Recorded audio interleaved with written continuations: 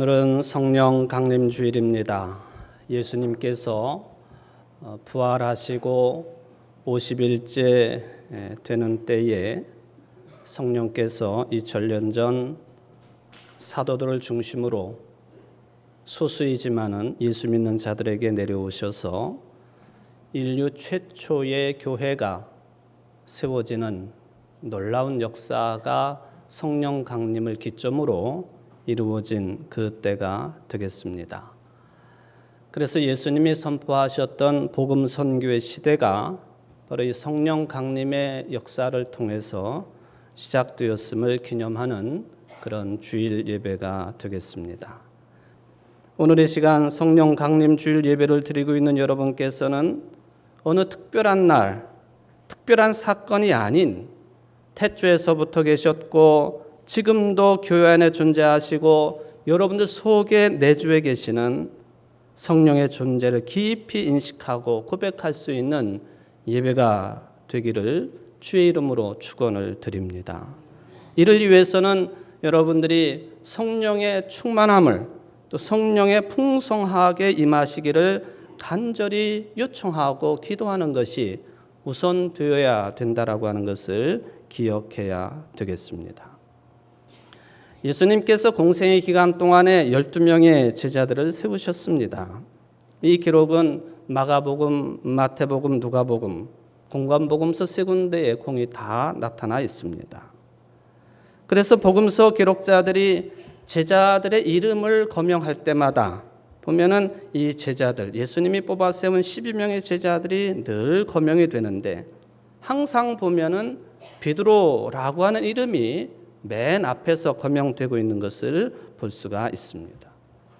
그리고 그 마지막은 가룟 사람 유다라고 하는 사람이 12명 중에 마지막으로 거명이 되고 있습니다. 그 이유는 길게 설명드리지 않아도 바로 이 유다가 스승이신 예수님을, 그리스도이신 하나님이신 예수님을 배반했기 때문에 그의 이름은 거명이 되지만 맨 마지막에 거명이 되고 사도행전에 넘어가 보면 그가 죽은 뒤에 마띠아라고 하는 사람을 다시 사도로 뽑아서 12명의 제자의 숫자를 채워놓은 역사를 우리가 찾아볼 수가 있겠습니다. 바로 베드로가 제자들 가운데 첫 번째로 거론이 되고 거명이 되는 이유가 뭘까? 그것은 복음서의 기록대로 보면 그가 바로 이 처음 교회 탄생을 할 수 있는 그런 아주 위대한 신앙 고백을 했던 인물이기 때문에 그의 이름이 가장 먼저 거명된다라고 볼 수가 있겠습니다. 마태복음 16장에 있는 것처럼 주는 그리스도시요 살아계신 하나님의 아들이십니다 라고 대답을 했던 베드로였기 때문에 12명의 제자 가운데 그는 항상 제일 먼저 거명이 됩니다. 이러한 고백을 했던 베드로에게 예수님께서는 이렇게 축복의 말씀을 하셨습니다. 너는 베드로라. 내가 이 반석 위에 내 교회를 세우리니 음부의 권세가 이기지 못하리라. 내가 천국 열쇠를 내게 주리니 내가 땅에서 무엇이든지 매면 하늘에서도 매일 것이며 내가 땅에서 무엇이든지 풀면 하늘에서도 풀리리라. 얼마나 놀랍고도 귀한 칭찬과 축복의 말씀입니까? 바로 이 베드로가 했던 주는 그리스도시요 살아계신 하나님의 아들이십니다 하는 이 고백 위에 예수님께서 내 교회를 세우겠다라고 말씀을 하셨습니다. 베드로의 교회도 아니고 그 어떤 다른 제자들의 교회도 아니고 사람들의 교회가 아닌 하나님이시고 또한 사람이시고 그리스도이신 예수 그리스도 그분의 교회를 이 고백 위에 세우겠다고 말씀을 하신 것이죠. 베드로는 부정적인 모습도 자주 드러냈던 사람입니다. 예수님께로부터 사탄아 내 뒤로 물러서라 하는 엄청난 책망을 받았던 인물이 동일 인물이었던 베드로이기도 합니다. 예수님께서 체포당하시고 재판받을 때에 이 베드로라고 하는 인물은 3번씩이나, 그것도 한 번도 아니고 3번씩이나 저 예수님과 재판받는 저 사람과 나하고는 아무런 상관이 없다고 하는, 예수님을 부인하는 그런 배신을 때렸던 인물이 또한 베드로이기도 합니다. 아마도 이런 것들이 마가복음이나 또 누가복음 그런 기록 가운데에서 내 교회를 이 베드로가 했던 신앙 고백 위에 세운다 하는 이것을 받아들이지 못한 그런 이유가 아닐 것인가 하는 그런 생각을 저는 일부분 해보았다고 하는 것이죠. 그런데 저는 베드로와 또 예수님을 아예 본격적으로 배신을 했던 가룟 사람 유다를 비교를 해보면, 이러한 베드로, 실제로 보면은 유다보다 정말 나은 인물이었느냐 하는 이 비교 앞에서는 베드로가 꼭 유다보다 나았다라고 보기도 어렵다는 생각을 해봅니다. 그리고 이 베드로와 유다의 비교를 우리가 생각해 보면서, 이것은 베드로 또는 유다 그리고 예수님 그렇게 각자의 관계로 보기에는 또한 어려움이 있겠다 하는 판단도 해보게 됩니다. 그것은 뭐냐 하면은 예수님과 당시에 뽑힌 바 된 12명의 제자 전체의 관계가 베드로처럼 신앙 고백도 하지만 어느 때에는 모른다고 3번씩이나 배신하기도 하고, 또 사탄이라고 하는 칭호를 예수님께로부터 받기도 하고, 부활하신 예수님을 2번씩이나 보았지만은 디베랴 바다까지 가가지고 예수님의 말씀에 순종하지 아니하고 이전의 직업으로 돌아갔던 그런 베드로, 이게 베드로만의 문제가 아니라 모든 제자들의 문제였을 것이다. 바로 이와 관련된 사항이 오늘 읽어드린 요한복음 21장 15절 이하에 나타나고 있습니다. 부활하셔서 3번째로 예수님께서 제자들에게 나타나셨습니다. 12명의 제자는 아니고 7명의 제자들에게 나타나셨는데, 이 7명의 제자들이 부활하신 예수님을 이미 2번씩이나 직접 만나 뵀음에도 불구하고 사명을 감당하지 아니하고 바닷가에 가, 호숫가죠. 이 갈릴리 호수, 또 다른 이름인 디베랴 호숫가에 가가지고 고기를 잡고 있었습니다. 사람을 낚는 너부가 되게 하리라, 그 말씀을 잊어버리고 아니면 의도적으로 뭉개버리고 다시 고기를 잡으러 호숫가에 가 있는 그 장면 속에 예수님과 베드로가 따로 대화를 나누셨습니다. 요한의 아들 시몬아, 내가 이 사람들보다 나를 더 사랑하느냐? 주님, 그러하나이다. 내가 주님을 사랑하는 줄 주님께서 아시나이다.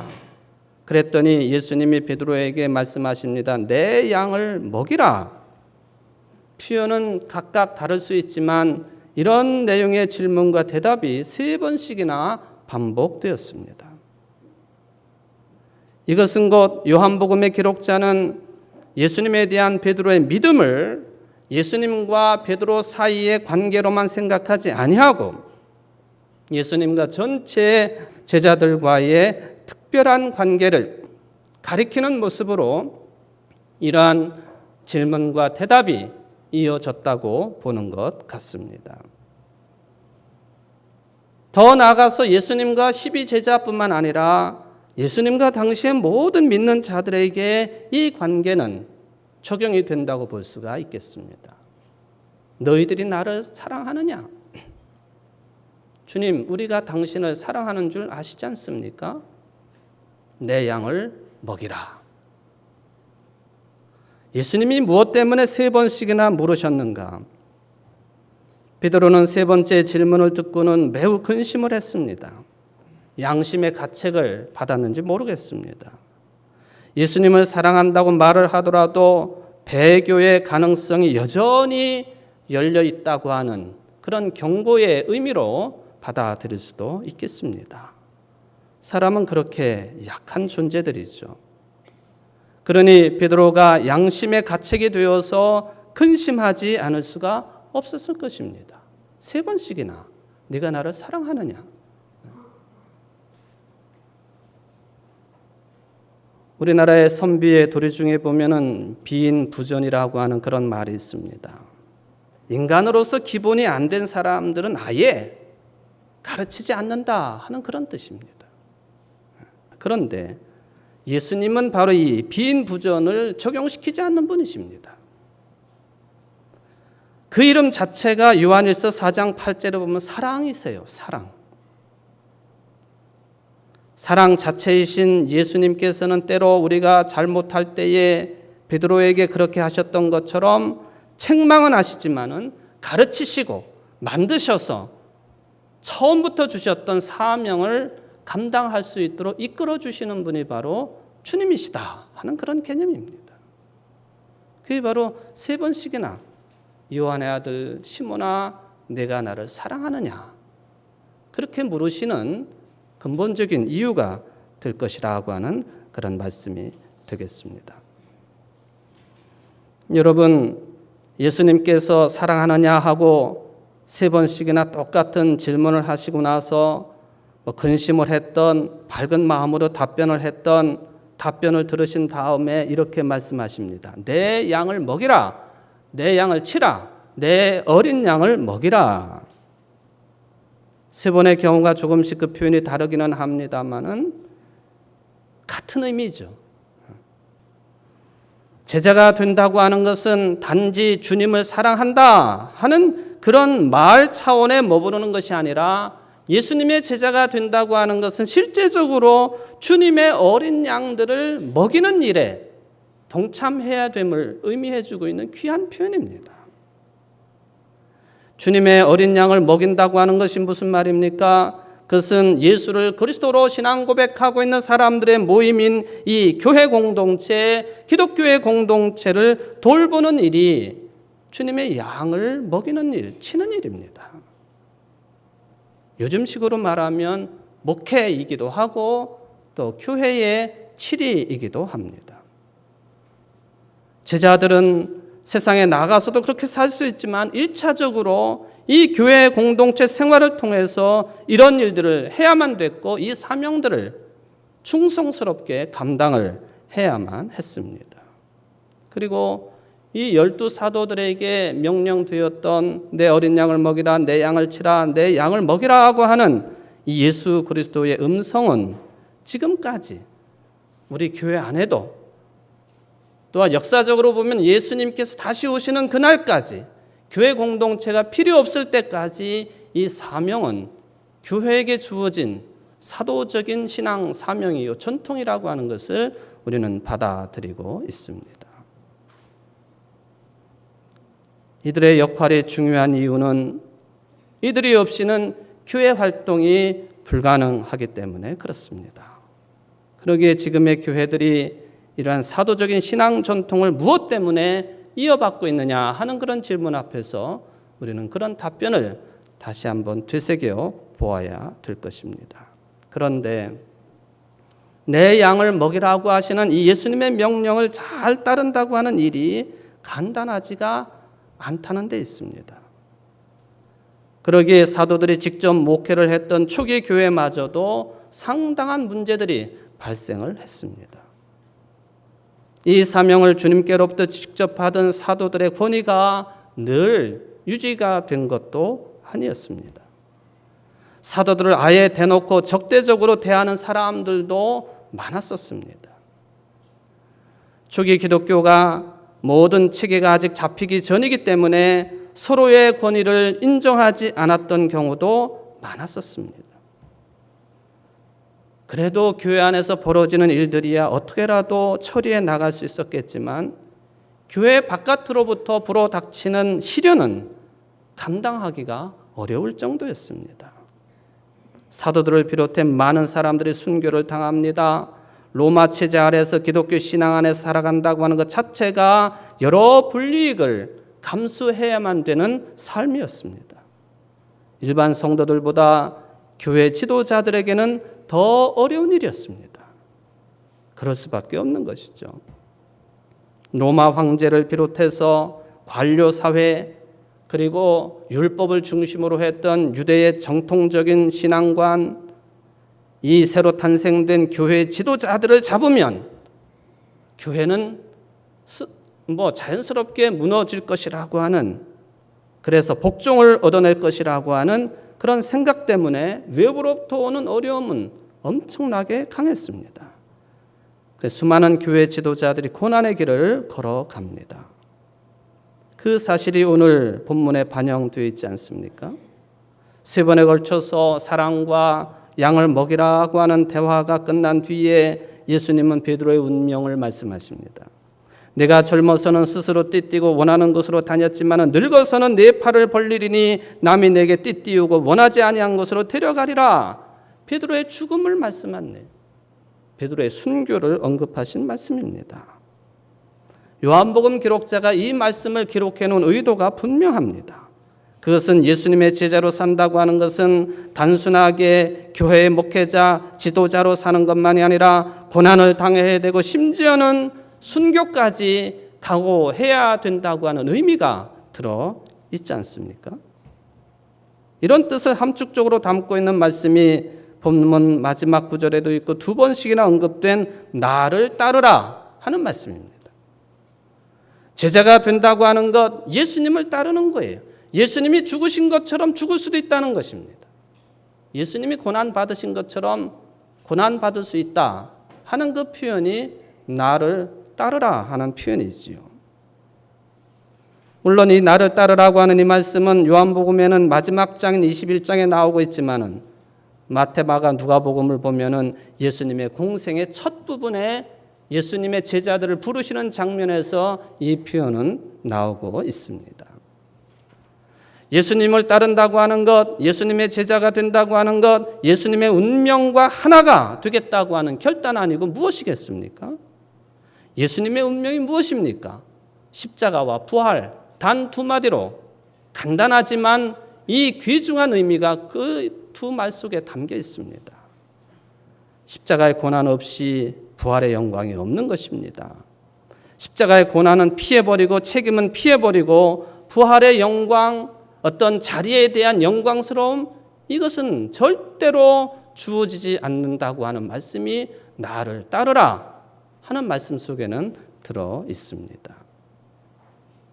그 유명한 디트리 보네포라고 하는 목사님은 값싼 은혜라고 하는 아주 의미 있는 표현을 사용을 합니다.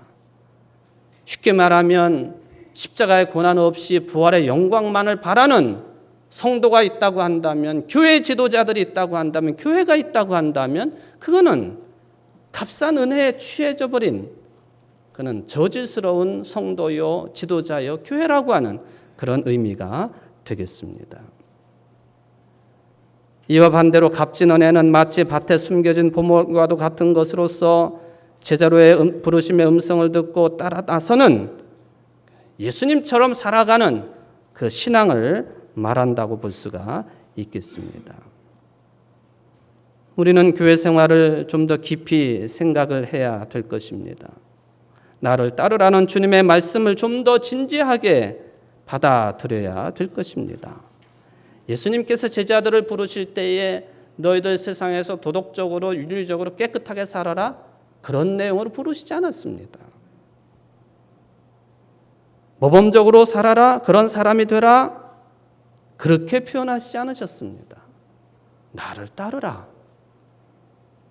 너를 부인하고 재산을 팔아 가난한 사람들에게 나누어 주고 십자가를 지고 나를 따르라. 그렇게 요청을 하십니다. 신앙의 핵심은, 제자도의 핵심은 예수님을 따르는 것입니다.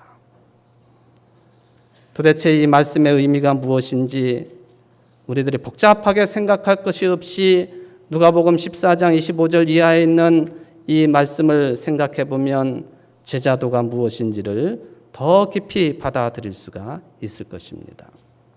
수많은 무리가 함께 갈새 예수께서 돌이키사 이르시되 물은 내게 오는 자가 자기 부모와 처자와 형제와 자매와 더욱이 자기 목숨까지 미워하지 아니하면 능히 내 제자가 되지 못하고 누구든지 자기 십자가를 지고 나를 따르지 않는 자도 능히 내 제자가 되지 못하리라. 너희 중에 누가 망대를 세우고자 할진대 자기의 가진 것이 준공하기까지에 족할는지 먼저 앉아 그 비용을 계산하지 아니하겠느냐. 그렇게 아니하여 그 기초만 쌓고 능히 이루지 못하면 보는 자가 다 비웃어 이르되 이 사람이 공사를 시작하고 능히 이루지 못하였다 하리라. 또 어떤 임금이 다른 임금과 싸우러 갈 때에 먼저 앉아 1만 명으로서 저 2만 명을 거느리고 오는 자를 대적할 수 있을까 헤아리지 아니하겠느냐. 만일 못할 터이면 그가 아직 멀리 있을 때에 사신을 보내 화친을 청할지니라. 이와 같이 너희 중에 누구든지 자기의 소유를 버리지 아니하면 능히 내 제자가 되지 못하리라. 자기의 소유, 자신의 목숨까지도 내버릴 각오가 되지 아니하면 내 제자가 되지 못하리라 라고 말씀을 하십니다. 아마도 이 말씀을 들은 제자들 상당히 부담이 되었을 것입니다. 만약에 이 말이 이방인들에게나 또는 예수님을 십자가에 못 박았던 유대인들에게 예수님을 전하는 것이라고 한다면 더 부담스러웠을 것입니다. 예수님처럼 복음을 전하다가 십자가를 질 수도 있고 죽임을 당할 수 있기 때문에 그렇습니다. 가족들을 떠나야 되고 앞으로 무엇을 먹고 무엇을 마실지 걱정이 되는 일이었습니다. 그런데 놀랍게도 이런 걱정 근심을 가지고 다락방에 숨어서 있던 제자들에게 성령께서 함께 하셨습니다. 성령께서는 제자들의 그런 모든 부담을 기쁨으로, 그런 모든 걱정을 희망으로 변화시켜 주셨다고 하는 하나님의 영이심을, 기쁨의 영이심을, 희망의 영이심을 믿으시는 이 자리에 함께한 모든 성도들이 되시기를 바랍니다. 주님께서 가장 사랑하시고 기뻐하셨던 일들은 역시 사람들의 믿음이었습니다. 너희 믿음이 너를 살렸다. 나는 유대인들에게서는 이런 믿음을 보지 못하였다. 주님께서는 여러분들의 능력이나 재능이나 업적을 보시는 분이 아니었습니다. 믿음을 가진다면 다른 모든 이들을 통해 주님께서는 성령을 통하여 여러분들과 함께 하셔서 담대하게 하시고 기쁘게 하시고 희망에 가득 찬 사람들로 변화시켜 주신다고 하는 그런 말씀입니다. 여러분 각자는 살아가시면서 부담스러운 일들이 많이 있을 것입니다. 목사에게 그 무엇보다도 설교 준비가 부담스러운 것처럼 여러분들 가운데는 사람 만나는 것이 부담스러운 분, 기도하는 것이 부담스러운 분, 가족 돌보는 것이 부담스러운 분, 누군가를 도와주는 일이 부담스러운 분이 있을 수 있습니다. 뿐만 아니라 우리 각자는 끊어버리고 싶은 악한 습성들도 많이 가지고 있습니다. 어떤 사람은 매우 게을러요. 어떤 사람은 노름에 빠져 있습니다. 어떤 사람은 알코올 중독에, 담배 중독에, 어떤 사람은 미움과 분노 때문에 어려움을 겪는 분들도 계실 것입니다. 이런 인간의 연약함 속에 사로잡혀 있는 우리들이기에 오늘도 우리는 성령 강림 주일을 맞아서 성령의 은사를 청하기를 바라고 우리의 신앙생활, 교회생활, 세상의 삶 속에서 부담스러운 것, 악한 습성들을 하나님께 드려드리고 성령의 충만함을 간구해야 될 이유가 거기에 있습니다. 저는 마지막으로 성령에 관련된 글 하나를 소개해드리고 설교를 정리하려고 합니다. 성령이 아니 계신다면 하나님은 멀리만 계신다. 성령이 아니 계신다면 그리스도는 과거에 머물러 계실 뿐이다. 성령이 아니 계신다면 복음은 죽은 문자에 불과하다. 성령이 계시지 않는다면 교회란 한낱 조직에 불과하다. 성령이 계시면 부활하신 주님이 여기 계시고 복음은 찬란한 생명력을 내뿜고 교회는 성삼위와 통교를 의미하고 권위는 해방자의 섬김이 되며 선교는 성령 강림의 축제가 된다. 예배는 하나님 왕국의 미리 참여함이 되고 인간의 행위는 성령으로 하나님으로 가득 차게 되리라.